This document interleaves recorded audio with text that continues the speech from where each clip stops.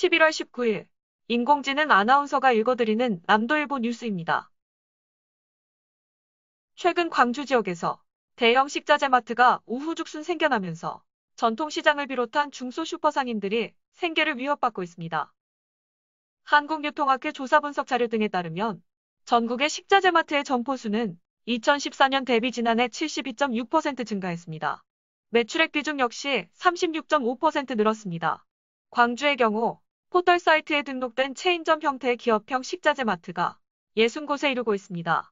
특히 남구 무등시장 인근 1km에서 1.5km 내외까지 식자재 마트가 침투하면서 상인들의 불만의 목소리는 더욱 커지고 있습니다. 2010년부터 강화된 유통산업발전법으로 전통시장 반경 1km를 전통상업보존구역으로 정하고 3,000제곱미터 이상 면적을 가진 대형마트와 기업형 슈퍼마켓은 신규 출점을 금지 및 월 2회 휴업을 의무화하는 등 영업시간도 제한을 받고 있습니다.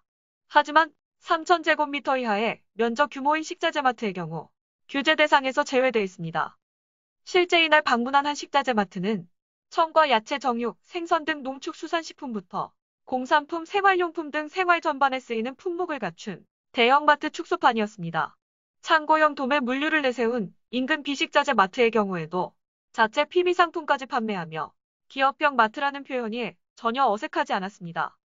이 때문에 무등시장 상인들과 인근의 중소슈퍼 상인들은 최근 코로나19와 인근 식자재 마트로 인해 매출 타격이 크다고 호소합니다. 무등시장에서 채소 가게를 운영하는 정모 씨는 코로나19로 매출이 대폭 줄어 배달을 활성화해볼까 했지만 전용 어플부터 자체 상품까지 만드는 대형 식자재 마트에 공격적인 마케팅의 엄두도 못 내고 있다고 밝혔습니다.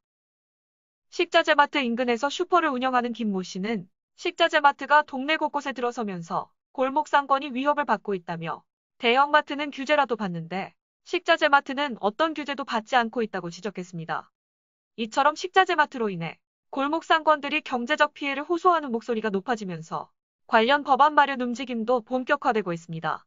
국회 산업통상자원 중소벤처기업위원회 소속 최승재 국민의힘 의원은 최근 식자재 마트를 대형마트와 같이 개설 등록, 영업 제한 등의 의무를 부과하는 유통산업발전법 개정안을 대표 발의했습니다. 최 의원은 유통산업발전법 시행 10년이 지난 만큼 필요한 규제는 강화하되 불합리한 규제는 개선하는 등 유통산업 환경 변화에 정책 변화가 시급하다고 말했습니다. 이상 인공지능 아나운서가 읽어주는 남도일보 뉴스였습니다.